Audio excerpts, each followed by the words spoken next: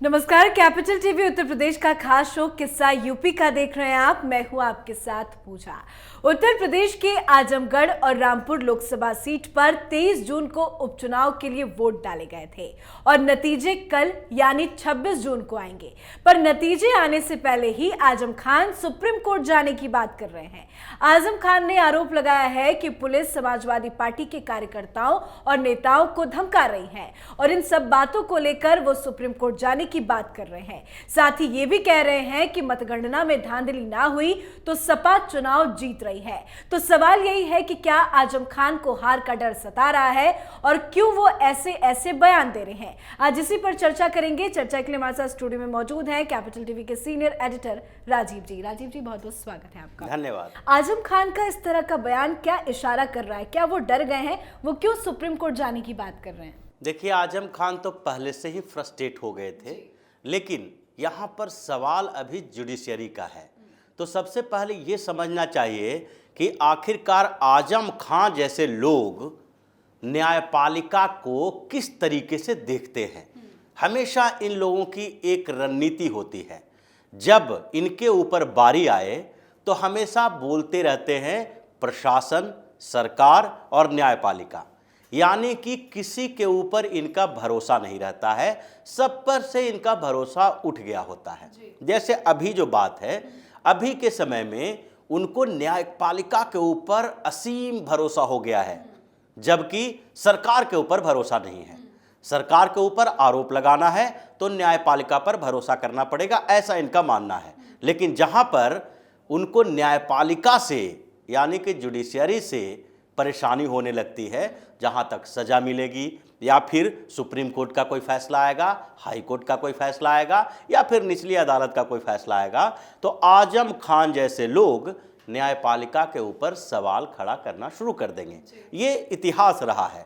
अभी जो मथुरा और ज्ञानवापी का मामला देख लें, वो दोनों जगह पर जुडिशरी पर इन लोगों को भरोसा करना चाहिए। लेकिन ओवैसी और आजम खान जैसे लोग शुरुआती दौर से ही कहने लगते हैं कि अब तो हम इसे लेकर रहेंगे।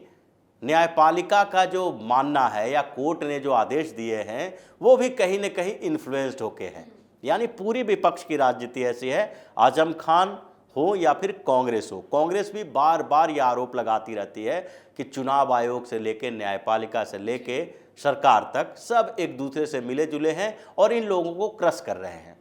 अब आजम खान की बात करते हैं। आजम खान के पिछले बयानों को अगर देखेंगे, कुछ समय पहले तक जब उनको बेल नहीं दी जा रही थी, जब वो जेल के अंदर थे, तो उनका भरोसा न्यायपालिका पर नहीं था। वो बार बार ये आरोप लगा रहे थे कि उनके ऊपर कई मुकदमे हैं, लेकिन इन मुकदमों के बावजूद सरकार के दबाव में आकर उनको बेल नहीं दिया जा रहा है। अगर जौहर यूनिवर्सिटी के खिलाफ भी कोर्ट ने आदेश दिया कि अवैध निर्माण किया गया है, तभी भी न्यायपालिका और सरकार में साठगांठ है। लेकिन अब उन्हें किस पर आरोप लगाना है? सरकार के ऊपर। दूसरे स्तर पर चुनाव आयोग को भी कटघरे में खड़ा करना है। तो ऐसे में उनको सुप्रीम कोर्ट की याद आई कि सुप्रीम कोर्ट एक सहारा बचा है, वहां से अगर कुछ भी इंडिकेशन मिल गए तो उसके बाद ये सुप्रीम कोर्ट की जय जयकार करेंगे। लेकिन सुप्रीम कोर्ट ने जब रिजेक्ट कर दिया कि ये सब बकवास की बातें हैं, चुनाव आयोग पर भरोसा करना चाहिए, सरकार के ऊपर भरोसा करना चाहिए, तो फिर ये न्यायपालिका पर भी आरोप लगाना शुरू कर देंगे। ये इनकी स्ट्रेटजी है। अब आजम खान ने सुप्रीम कोर्ट की बात की। उससे पहले जब वोटिंग का दिन था, तो उस दिन वोटिंग शुरू होने के कुछ समय बाद ही आजम खान ने आरोप लगाना शुरू कर दिया कि पुलिस व्यवस्था का दुरुपयोग किया जा रहा है।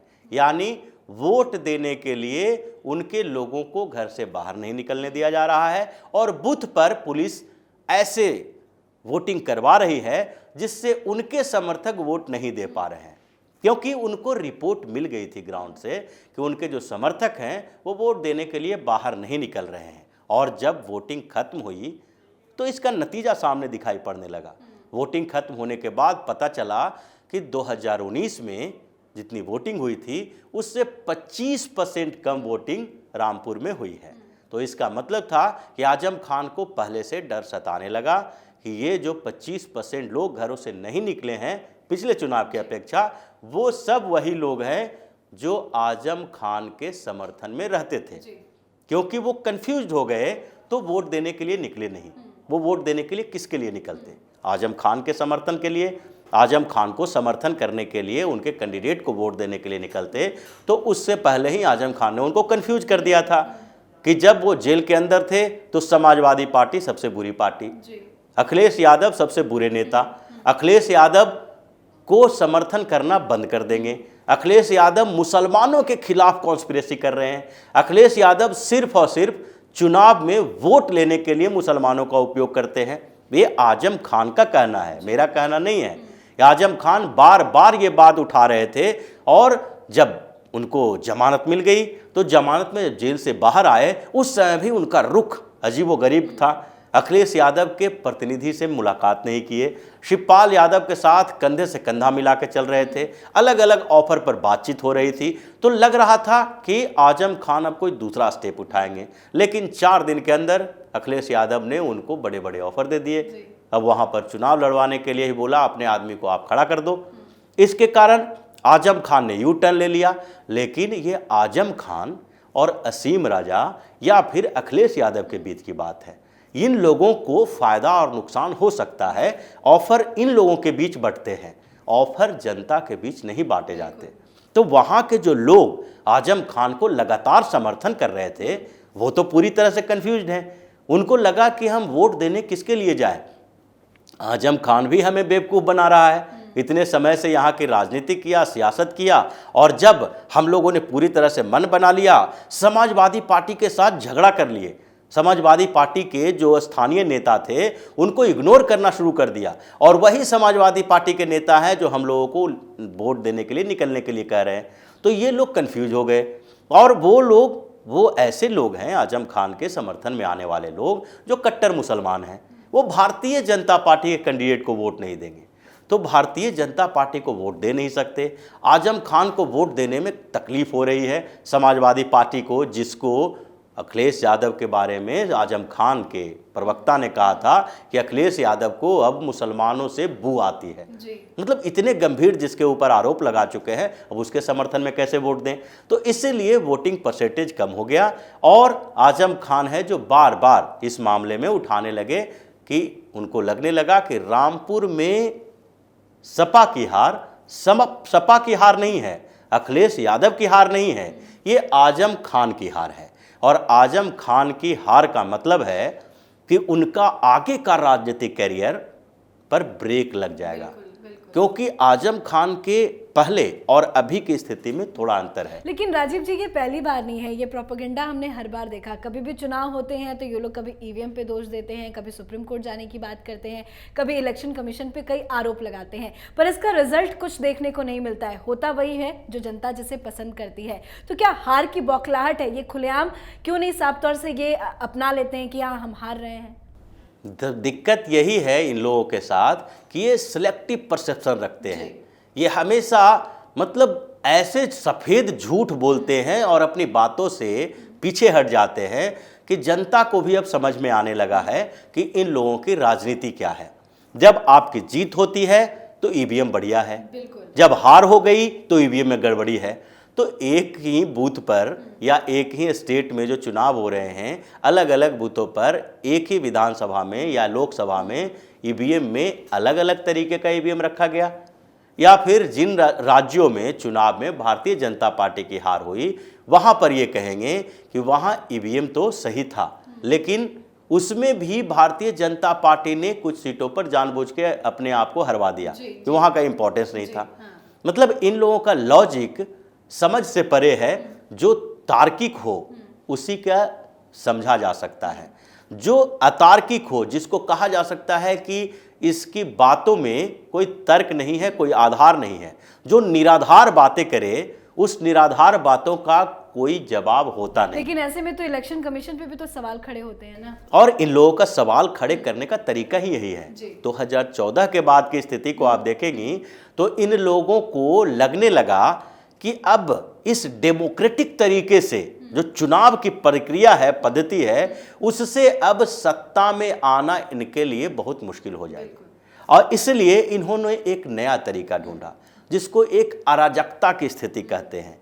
यानी कि सबसे पहले विश्वास खत्म करो जनता का एक एक सिस्टम के, एक एक मशीनरी के ऊपर। यानी न्यायपालिका के ऊपर भरोसा खत्म करो, चुनाव आयोग के ऊपर भरोसा खत्म करो। चुनाव आयोग के ऊपर अगर लोगों को शक होने लगेगा, ऐसा लगने लगेगा कि चुनाव में गड़बड़ी हो रही है, तो फिर सवाल किस पे उठेगा? इस डेमोक्रेटिक सिस्टम पे सवाल उठेगा।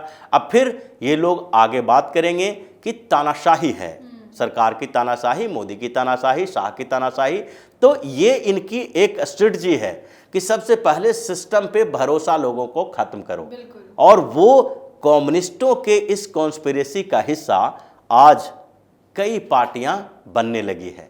उसमें कांग्रेस भी शामिल है, सपा भी शामिल है, ममता बनर्जी की टीएमसी भी शामिल है, और दूसरे स्टेट की छोटी छोटी पार्टियां जिसको सत्ता की उम्मीद रही थी वो शामिल है। लेकिन वही ममता बनर्जी, जब चुनाव होता है पश्चिम बंगाल में और भारतीय जनता पार्टी अपेक्षाकृत जो सीटें चाहिए थी चुनाव जीतने के लिए उतनी सीटें नहीं ला पाती है, अपने स्तर पर वो जीत हासिल की, लेकिन वहां पर सरकार बनाने के लिए सीटें नहीं लाई। तो ममता बनर्जी ने एक बार भी नहीं कहा कि ईवीएम में कोई गड़बड़ी की गई है। बूथ कैप्चरिंग वो कर रहे थे, लेकिन इस बात का उनको ख्याल नहीं रखा कि वहां पर सवाल उठाना चाहिए। इसी तरह से समाजवादी पार्टी ने उत्तर प्रदेश में किया है। पहले भी अखिलेश यादव की पार्टी बार बार ईवीएम पर सवाल उठाती रही। अखिलेश यादव हर चुनाव में इस बात के लिए आगे बढ़ बढ़ के बोलते रहे कि चुनाव में सरकारी मशीनरी का दुरुपयोग किया गया है, सरकार ने फर्जी तरीके से चुनाव करवाया। उसके बाद जब बूथ की बात आती है तो बूथ से आगे जब ईवीएम मशीन चली जाती है तो वोट की काउंटिंग होनी है, उससे पहले ये करेंगे कि जहां काउंटिंग सेंटर है वहां पर गड़बड़ी होने वाली है, वो मैनेज किया गया है। और जैसे कि विधानसभा चुनाव के समय भी ये किया गया था। और इनके जो कुछ एजेंट हैं जैसे राकेश टिकैत, नरेश टिकैत जैसे लोग, ये पहले से कहने लगे कि चुनाव में गड़बड़ी हो सकती है काउंटिंग में, इसलिए ट्रॉली ट्रैक्टर में भर भर के बूथ के वो जो सेंटर है चुनाव में वोटिंग की काउंटिंग हो रही है वोट की, वहां पर ट्रॉली में भर भर के जाओ, क्योंकि सरकार पर भरोसा नहीं है। तो आपको भरोसा किसके ऊपर है? किसी न किसी के ऊपर भरोसा करना पड़ेगा। अगर आप किसी के ऊपर भरोसा नहीं करोगे तो जनता आपके ऊपर भी भरोसा करना छोड़ देगी, और उसकी शुरुआत हो चुकी है। इन लोगों के ऊपर भरोसा करना धीरे धीरे छोड़ चुकी है जनता, और अब केवल अंतिम प्रहार की जरूरत है, जिसके बाद इन लोगों का राजनीतिक कैरियर खत्म होने वाला। बहुत बहुत शुक्रिया समझाने के लिए। धन्यवाद। तो सपा नेता आजम खान ने रामपुर संसदीय सीट पर हुए उपचुनाव में कम मतदान का कारण पुलिस की ज्यादती को बताया है। उन्होंने कहा है कि उपचुनाव दोबारा से होना चाहिए, जिसे लेकर वो सुप्रीम कोर्ट में याचिका दायर करने पर भी विचार कर रहे हैं। एक एक करके जिस तरह से आजम खान के बयान सामने आ रहे हैं, उससे तो यही लग रहा है कि आजम खान को हार का डर सता रहा है। अब देखना होगा यूपी में हुए लोकसभा चुनाव के नतीजे किसके पक्ष में आते हैं। आज के हमारे खास शो में फिलहाल इतना ही। तमाम खबरों के लिए देखते रहिए कैपिटल टीवी उत्तर प्रदेश। नमस्कार।